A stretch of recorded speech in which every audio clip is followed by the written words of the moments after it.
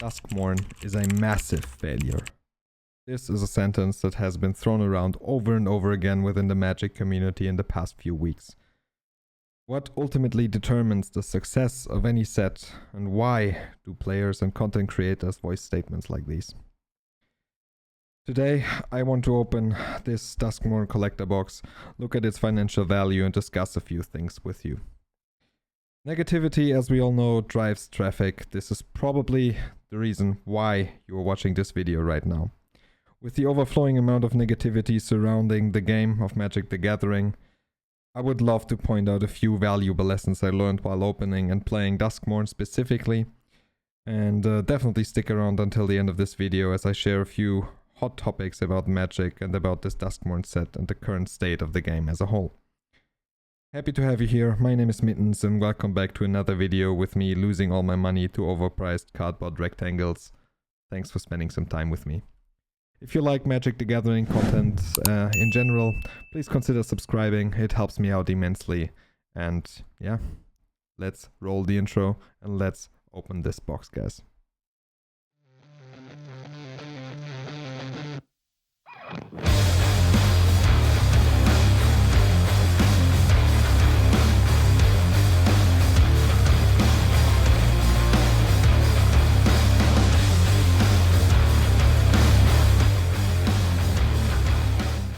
Boy, oh boy, what a week it has been for Magic the Gathering.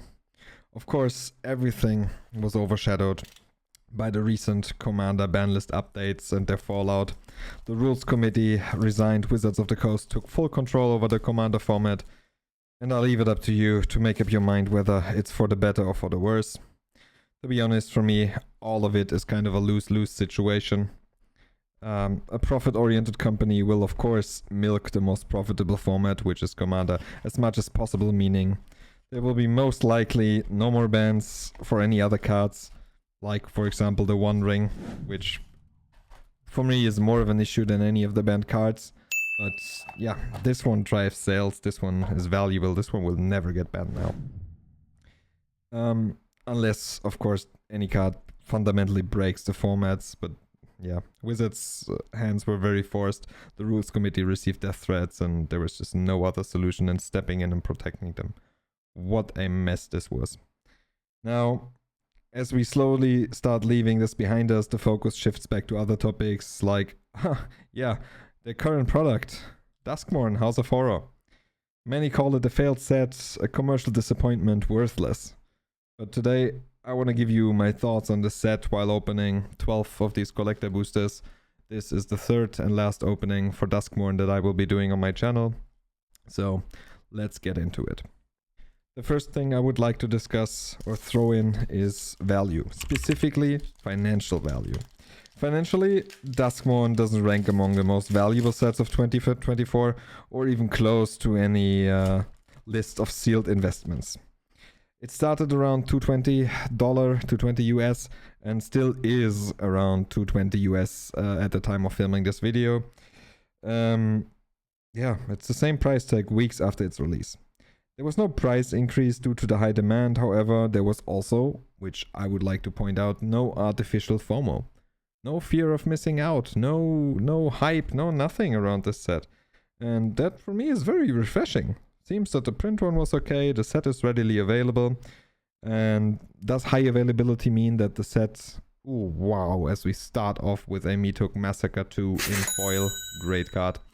So does high availability of the set mean that no one buys it? I don't think so.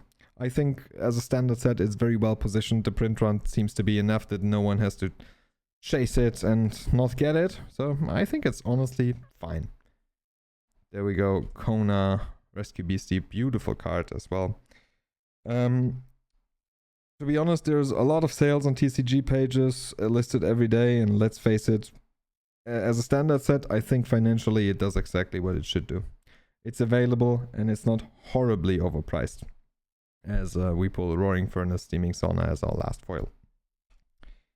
When it comes to singles, from this collector box, from these collector boxes, the fractured foils should be representing the most value, followed by the textured foils. Both of them, in my opinion, are kind of very undesirable cards.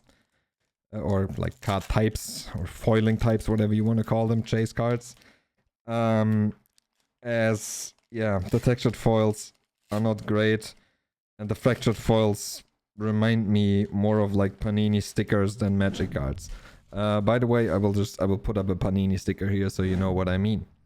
Also, they honestly kind of remind me of sports collector cards. Maybe that's what Wizards of the Coast was going for with this product. I don't know. Like, there's many of these fractured, super weird foiling sports cards. Interestingly enough, maybe they went for this. Maybe that's what they're trying to do, to get closer to this and also make some money out of this. For me, it just feels awkward. It feels like the set is missing like a real desirable chase card. Like a foil, like a serialized demon, for example. But yeah, keep in mind that it is a standard set, so I think financially it is serving its purpose. As we pull Shot Foyer and then the Enduring Tenacity. Beautiful card and foil. So far in 2024 in the standard rotation, we have Lost Caverns of Ixalan, Carl of Mana, Outlaws of Thunder Junction, Bloomborough, and Duskmourn. And this is, for everything that I mentioned, the points of comparison for the set. When it comes to financial value, I still think you can place Duskmourn among the top 3 of the sets that I just mentioned. I mean, it's not as bad as Thunder Junction or Karlov. It's not as amazing as Ixalan or Bloomborough. It's just in the middle. It's a great set, to be honest. When it comes to playability, Duskmourn contains some interesting cards and okay, I would call them commanders. Actually, I would go as far as to say that its impact on constructed is very low. However, some of the commander cards, like the 4 or 9 mana Valgavoth, for example, are pretty cool cards.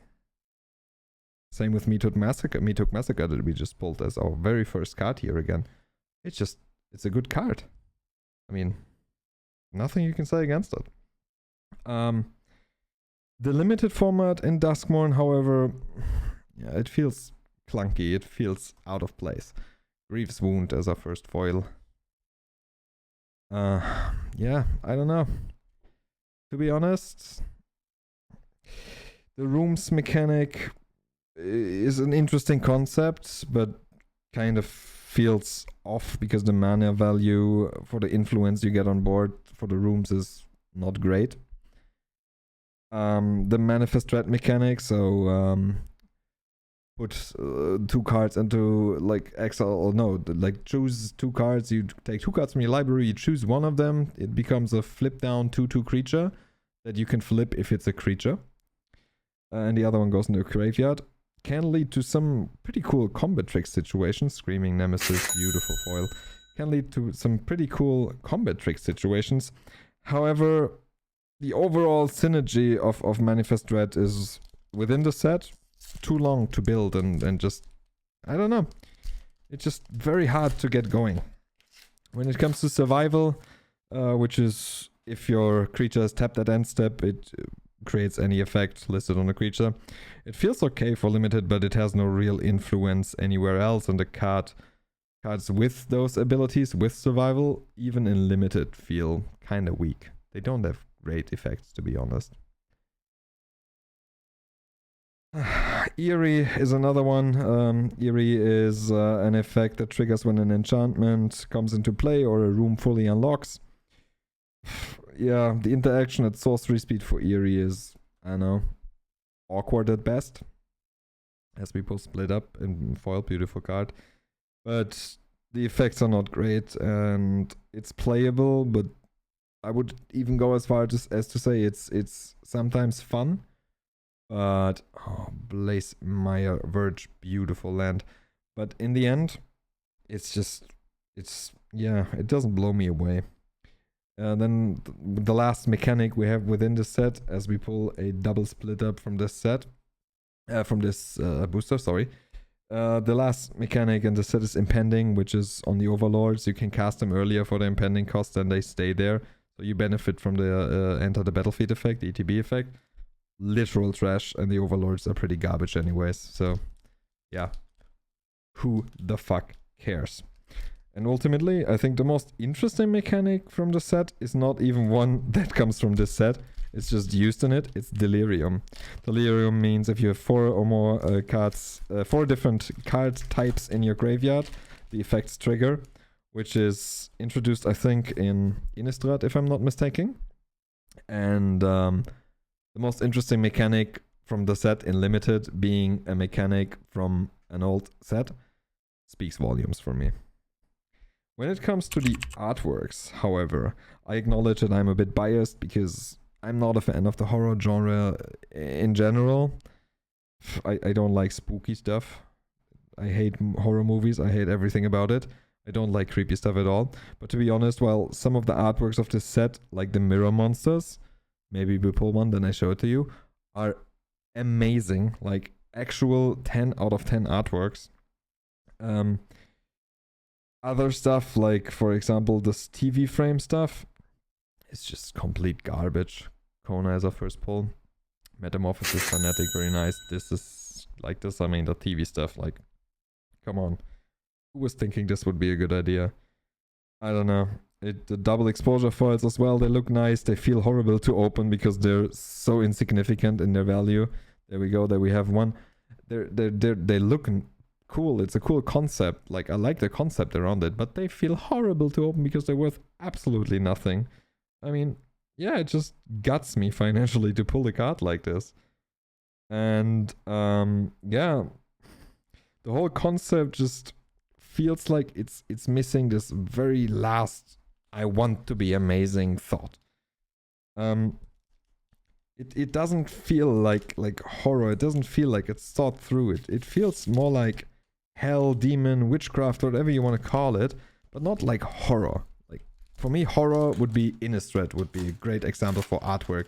This was amazing, but this is just like, ugh, it's off, man. Let's just sum it up by comparing it to another standard set, because I will go back to this always, basically comparing within standard. Bloomborough. Bloomborough caught me. Like what caught me and many others in Bloomborough is the fact that it was a cohesive set. The artworks and the setting matched perfectly. And this is exactly what breaks it for me in Duskmourn and makes it feel out of place. The setting of this house and then these janky artworks, it just, I don't know, man. It just breaks it for me. This 80s stuff, not a fan. And this makes the whole experience for me not as great. Ooh, I leaked it again. I'll leak it again. It's one of the endurings in Japanese. Also, awkward choice to include artworks in Japanese. And also this more Pokemon looking artworks. I mean, it's cool, don't get me wrong, but personally, not a fan of this in Magic. Beautiful card, nonetheless. I take it. Overall, my fourth point of criticism or thought, if you want to, thought-evoking point would be the opening experience. As I've pointed out many times, financial value of singles combined with the sealed product prices and combined with the fun of opening it, for me, makes or breaks a product in Magic the Gathering. This is what I use to determine for me as a player or as a consumer if this is worth it. Worth to me is not just financial, it's also fun. It's also like drafting it, playing it, or just opening it and looking at the artworks. It's a combination of everything, right? So I mentioned Bloomborough a lot in this video, and I think it's a good comparison for Duskmourn as well, because it's the predecessor of the standard sets, right? Bloomborough precedes Duskmourn. Bloomborough, precedes Duskmourn, and is thus a good point of comparison. Bloomborough had great chase cards in, for example, the gold, the raised foils, whatever you want to call them, with great artworks and also good financial value. As I pointed out in the beginning, like this set, Duskmourn, I don't think the chase cards are that great. They do have value, don't get me wrong, but Bloomborough felt great in Limited because it brought fun to new players, brought old players back to tables. The mechanics were coherent, they were fast-paced, they were cool. And all of it ultimately created a very smooth opening experience as well. Although the overall financial value of Bloomborrow's non-chase cards was fairly low, I think. This I can just say, it just was. Valgavoth's Onslaught, very cool card from the set for the Manifest Threat mechanic here. This is where the disconnect is happening. Bloomborrow, overall close set with chase cards that looked great and felt great within the sets, held their value, was nice. Was very cool to open for me as a player. Duskmourn, the chase cards, meh. The mechanics, meh. Yeah, not amazing overall, doesn't blow me away. Duskmourn has, yeah, the chase cards have just not overall an appealing look for me. And not even mentioning that the power level is pretty meh and, yeah, not really impactful. The Fractured Foiling horror artworks stay, in my opinion, miles behind what Bloomborrow brought to the table with the raised foils and the animal foil artwork. Can you pull cool cards from Duskmourn? Absolutely. Like, do they have a great power level? Yeah, of course. Some of them are overall very appealing, very desirable, and some of them are just not. Don't get me wrong, I'm not bashing Duskmourn for what it is, because I think it's still a great set, as we pull Phantasmal Image, our first special guest from this set in foil. And it comes pre-bent for you. I still rate Duskmourn a very solid Magic the Gathering set. The availability is there, and the consumers seem to have accepted it as prices stay stable. And I think it's a shame that it's, yeah, within this time frame of negativity surrounding the game. I think this whole Commander ban and its fallout overshadowed Duskmourn, but also brought a wave of negativity. And this is what I've been mentioning in the beginning of this video. Negativity gets views. Negativity creates attention for your channel, which many content creators use and abuse to, you know, to just get you to watch and jump on the wagon. And I just don't think that's the right approach for content creation. Gloomlake Virgin Foil, beautiful. Valgavoth, this is the 4-mana Valgavoth I was talking about for Commander. Good card, interesting Commander, to be honest. Would love to play it. In the end, again, negativity gets views, views make money, so why not jump on the wagon, right? And I think it's the wrong approach for any content creator. I think what we should be doing is giving you opinions, opening discussions, Overlord of the Huntwoods. There we go, the impending mechanic. Again, I think we should, yeah, create discussions and ultimately a common ground for players and collectors to yeah, just sit down and talk with each other. Because this is what Magic is all about. The real Magic is the gathering. This is, by the way, the artwork with horrors in mirrors. Great, in my opinion. All of them really, really good artworks. And the Jolly Balloon Man to end it with this pack. Overall, Duskmourn has some issues. Like, you cannot get around it. It's not a great set, but it's solid. Like, does it stand out negatively? For me, it absolutely doesn't. I think it falls within the line of standard sets with its power level, with its artworks. It's just a bit incoherent. Is it a great limited set? Hell no, it isn't. It's boring as hell. But like, not all standard sets have to be good limited sets. I think just that it didn't crash in price, it stayed the same, is a very good indicator for that it's very well positioned as a standard set. Kaito, Bane of Nightmares, Formless Genesis, Walls of Rage, Marvin, and the leyline that no one wants and cares. And this one is cut horribly again, just like last week. Let's get into the last two packs. And then, yeah. I stick with it. I will give you this one sentence at the end, so now I will comment two of the packs, because I have everything off my soul and just can focus on this and not just flip them through and then price them later in post-editing. But, yeah. Let's go. Two sets, two boxes, yeah. Jesus Christ. See, I can't even do this anymore. My brain is mush. So, Razorkin, Needlehead, and Foil. 2 packs. Then I give you my final verdict. Demonic Covenant, great card. Leyline of Transformation, not great card. There we have the central elevator. And Dollmaker's shop. Meh. This one financially I think wasn't that great, but hey, here we are. Alright. Overall, yes, Duskmourn has some issues, but it's a solid step in the right direction for Magic the Gathering. I stick with this. I stay with this. This is my opinion. Maybe this solid step is a very small one, but still, it's a step forward and I appreciate it. To be honest, all the negativity surrounding the game currently is garbage.